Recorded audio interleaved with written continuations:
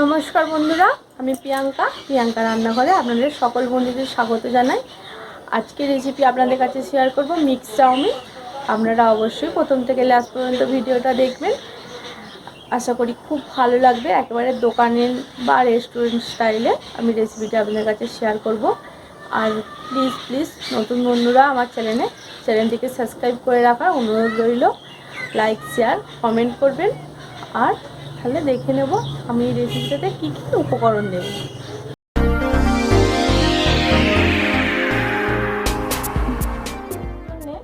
আমি নিয়ে নিয়েছি 300 গ্রাম চাউমিনটাকে আমি সেদ্ধ করে নিয়েছি হালকা লবণ আর সাদা তেল দিয়ে জলের মধ্যে সেদ্ধ করে নিয়েছি, জলটা ঝরিয়ে রেখেছি। আর নিয়েছি বিনস, আলু, ক্যাপসিকাম, গাজর আর অল্প পেঁয়াজ।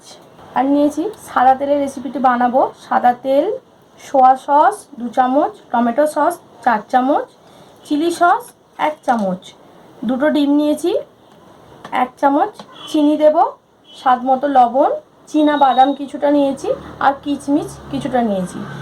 আর নিয়েছি হাফ চা চামচ হলুদ, জিরে আর ধনে ভাজা গুঁড়ানো 1 চামচ, ঘি 1 চামচ আর গোলমরিচের গুঁড়ো 1 চামচ।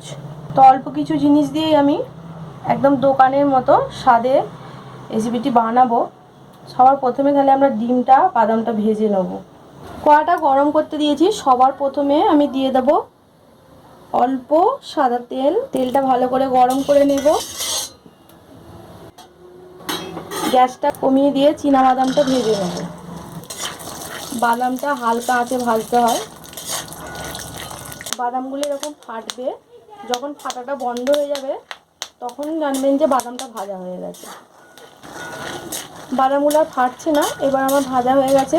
বাদামগুলো তুলে নেব তেলটা ঝরিয়ে। বাদামটা তুলে নিলাম। এবার আমি ডিমটা ভেজে নেব। ডিমটার মধ্যে অল্প একটু লবণ দিয়েছি, দিয়ে ফাটিয়ে নিয়েছি, দিয়ে গ্যাসটা বাড়িয়ে দিয়ে ডিমটা ভেজে নেব। ডিমটা খুব লাল করব না, হালকা ডিম ভাজাটা খুব ভালো লাগে খেতে চাউমিনে। এবার আমি ডিমগুলো একটু টুকরো টুকরো করে নেব। ডিমটা আমি টুকরো করে নিয়েছি, ভাজা হয়ে গেছে, তুলে নেব। তেলটা ভালো করে গরম করে নিয়েছি। এবার দিয়ে দেবো কেটে রাখা পেঁয়াজ। পেঁয়াজটাকে একটু হালকা করে নিয়ে নেবো, হালকা লাল হবে। দিয়ে দেবো গাজর,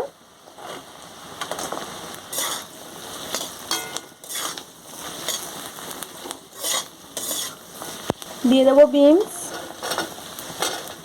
দিয়ে দেবো আলু, দিয়ে দেবো ক্যাপসিকাম। সব সবজিগুলো দিয়ে গ্যাসটা জোরে দিয়ে ভালো করে ভেজে নেব।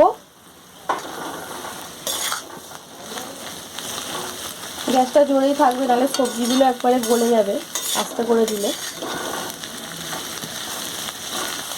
সবজিটা আমি লবণটা মাখিয়ে রাখিনি। দিয়ে দেবো লবণ, দিয়ে দেবো হলুদ। এবার আমি এগুলোকে ভালো করে ভেজে নেব। সবজিগুলো আমি আঁচটা বাড়িয়ে ভেজেছি। যদি কমিয়ে দিতাম তাহলে সবজিগুলো একদম গলে যেত, ভালো লাগতো না। তো সবজিগুলো আমার সেদ্ধ হয়ে গেছে। এবার এই মধ্যখানটা ফাঁকা করে দিয়ে দেবো কিশমিশ।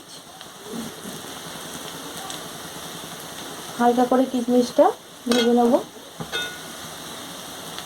ওখানে নাড়লেই কিশমিশের কালারটা চেঞ্জ হয়ে যাবে।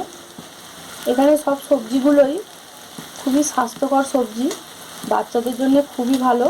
এভাবে পাস্তা, ম্যাগি সব কিছুর সাথে এই একইভাবে বানিয়ে নেওয়া যায়। তো কিশমিশগুলো আমার কালার চেঞ্জ হয়ে গেছে, ভাজা হয়ে গেছে। এর মিশিয়ে দেবো সবার সাথে। এবার আমি দিয়ে দেবো চিনি। দেবো চিনিটা আপনাদের স্বাদ মতো দেবেন, ইচ্ছা হলে দিতে পারেন, নাও পারেন, কোনো অসুবিধা নেই। চিনিটা দিয়ে দিলাম। এবার আমি দিয়ে দেবো 1 চামচ ঘি। চাউমিনে ঘিটা না দিলে একদম ভালো লাগে না। দিয়ে দেবো 1 চামচের হাফ জিরে ধনে গুঁড়ানো, দিয়ে দেবো গোলমরিচ, দিয়ে আর একবার ভালো করে নেড়ে নেবো। নেড়ে চেড়ে নেওয়ার পর দিয়ে দেবো ভেজে রাখা ডিম, দিয়ে দেবো বাদাম,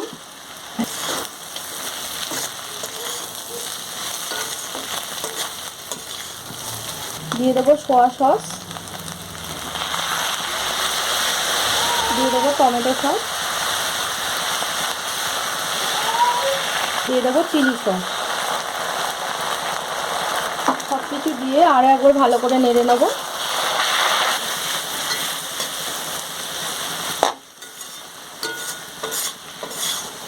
সব কিছু ভালোভাবে মিশে গেছে। এবার আমি দিয়ে দেবো চাউমিনটা, অল্প অল্প করে দেবো। চাউমিনটা হালকা তেল, সাদা তেল কিংবা ঘি দিয়ে সেদ্ধ করে নিলে একদম একটা একটা থাকে। আমি হাফ চাউমিনটা দিয়ে মিশিয়ে নিয়েছি, আরও একটু আছে সেটা আবার দিয়ে দেবো। অল্প অল্প করে দিয়ে মেশালে ভালো হয়।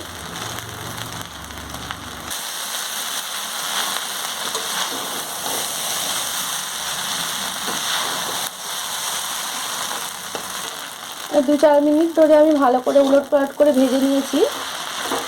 না ভাজলে চাউমিন আমাদের ভালো লাগে না খেতে, একটু ভেজে নিলাম।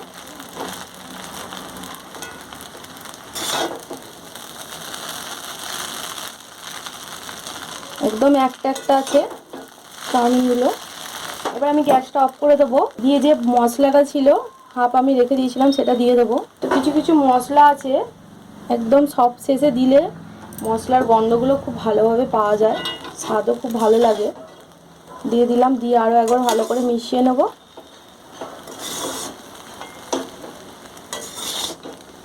তাহলে খুব সহজেই আপনাদের কাছে রেসিপিটি আমি করে দেখালাম।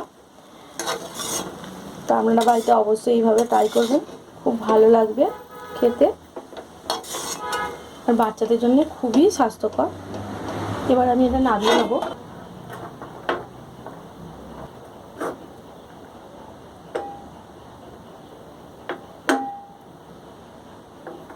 অনেকে টক টক পছন্দ করেন, তার জন্য লেবু, উপর দিয়ে শসা কুচি, সস তো দেওয়াই আছে, কাঁচা লঙ্কা কুচি।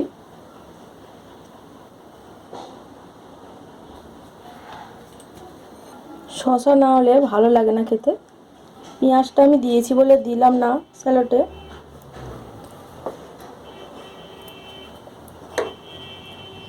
আমার এই রেসিপিটি যদি আপনাদের ভালো লাগে তাহলে অবশ্যই বাড়িতে ট্রাই করবেন, আর সকলের সাথে শেয়ার করবেন, কমেন্টে আপনাদের মতামত জানাবেন, আর একটা লাইক করবেন। আর আমার এই চ্যানেলটিকে আপনারা সাবস্ক্রাইব করে রাখবেন। সুস্থ থাকবেন, ভালো থাকবেন, সাবধানে থাকবেন। আজ এই পর্যন্তই, আবার ফিরে আসবো অন্য কোনো রেসিপি নিয়ে। নমস্কার বন্ধুরা।